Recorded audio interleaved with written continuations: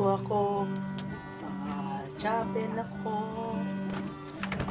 at iisa kasama ko. Noong tuloy ang sipag, hindi tayo iiwan ang magpakailanman. O sobrang sipag ko,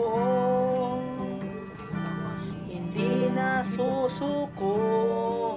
Huwag ka bibiting, basta mahal kita mga tao.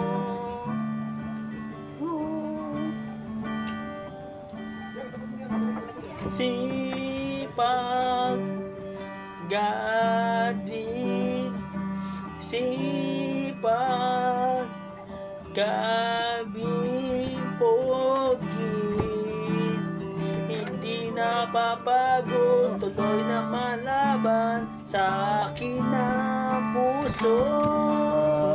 Sipag na gading, sipag lagad din pogi, hindi na susuko, ay isa naman ako sa piling ko.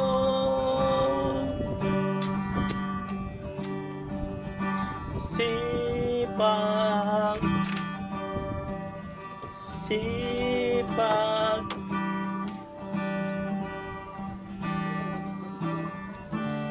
gading.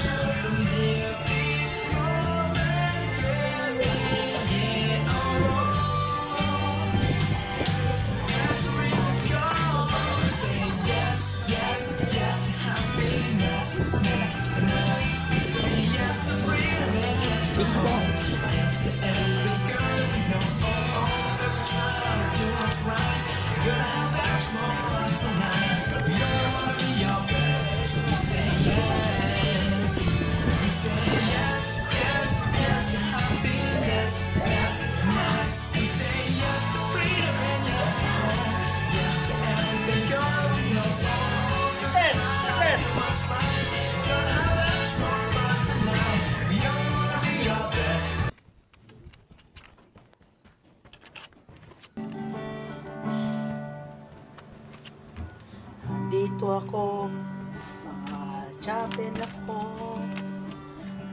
at iisa kasama ko. Noong tuloy ang sipag, hindi tayo iiwan ang magpakailanman. O sobrang sipag ko,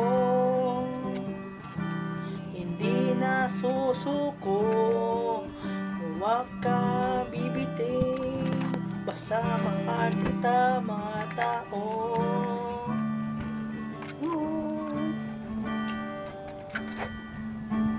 Sipag, gadin, sipag, gabing pogi, hindi napapagod, tuloy na malaban sa akin na puso. Sipag na gading, sipag lagad din pogi, hindi na susuko, ay isa naman ako sa piling ko.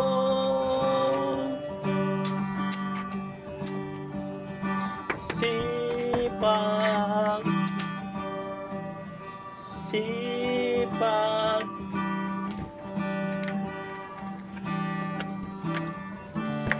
gading.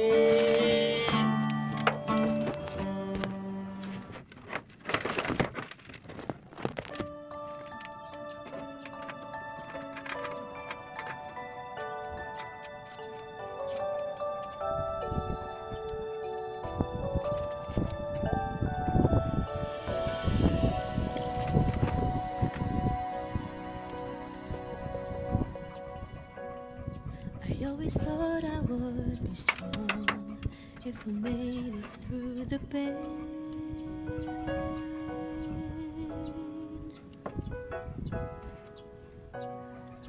I've been in and out of love, and it all hurts just the same.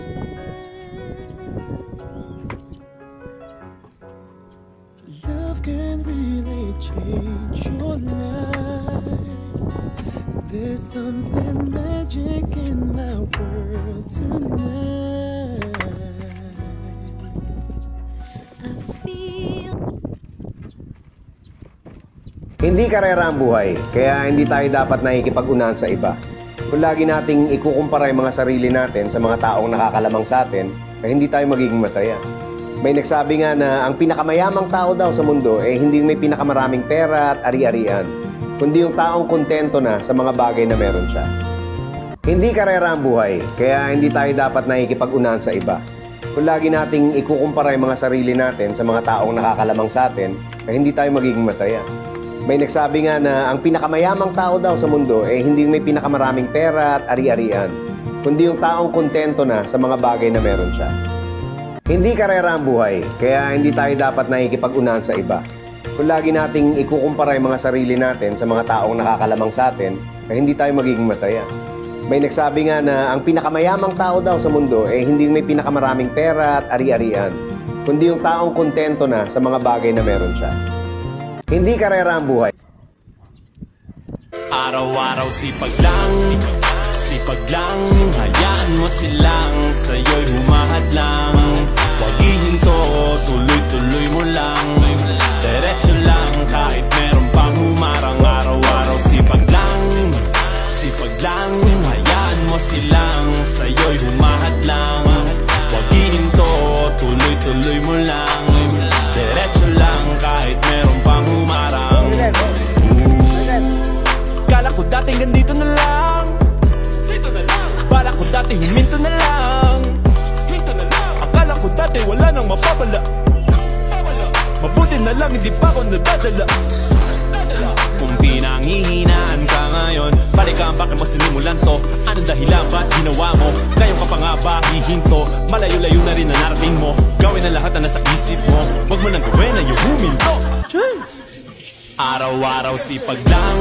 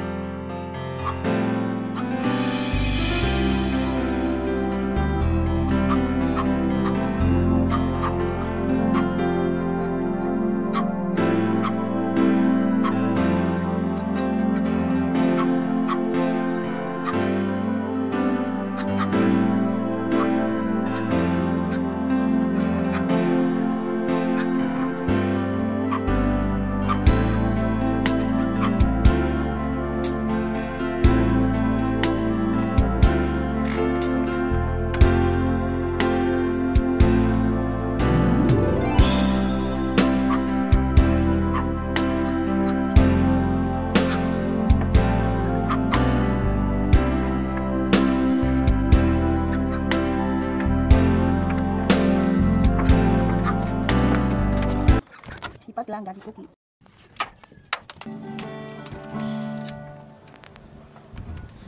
Dito ako, mga chapel ako, at iisa kasama ko. Noong tuloy ang sipag, hindi tayo iiwan ang magpakailanman. O sobrang sipag ko, hindi na susuko. Huwag ka bibiting, basta mahal kita mga tao.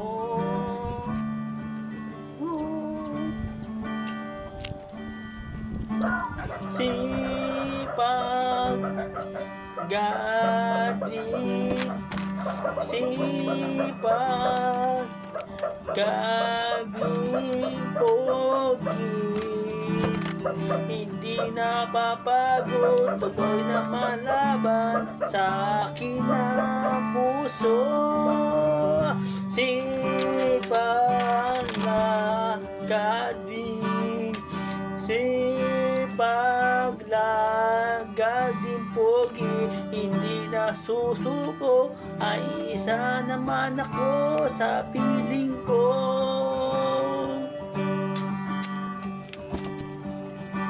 Sipag,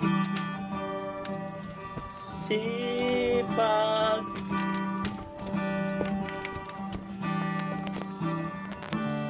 gading.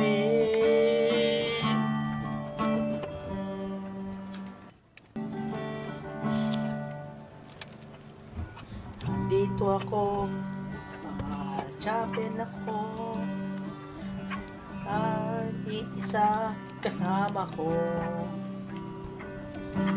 Noong tuloy na sipag, hindi tayo iiwan, ang magpakailanman.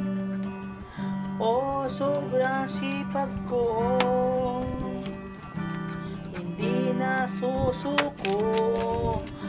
Huwag ka bibitin, basta mahal kita mga tao.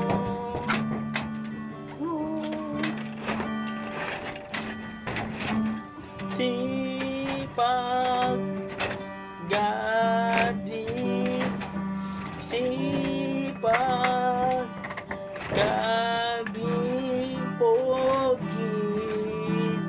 Hindi napapago, tuloy na malaban sa akin na puso. Hi guys, nadikit ang mga bubok, gawa ng mga tutulo. Mamayang gabi uulan yan, gawa ng mga sobrang tayo. Sobrang sipag ko. Ito na ako, simong kamay ko. Oh, sobrang dikit hair ko. Ewan ko ano aalis to. Hirap yan. Ayun, tuloy lang yung laban. Yun, sipag lang, gading pogi. Yun, sobrang dikit lahat ng mga ano. Ayaw, di ba? Nairam pa ako sa kaibigan ko Joshua Antan. Yun, yung bahay amin. Sipag lang, gading pogi. Bye bye. Huwag mag-iiwan ng maruming hugasin sa gabi dahil malas.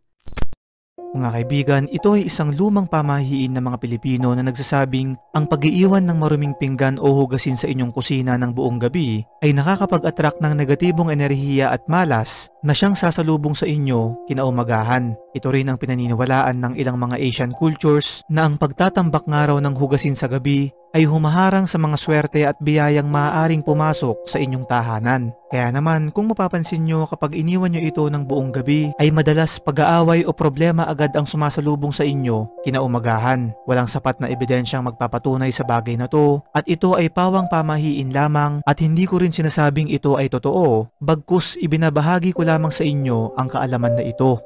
Ikaw kaibigan, nagtatambak ka ba ng hugasin sa gabi?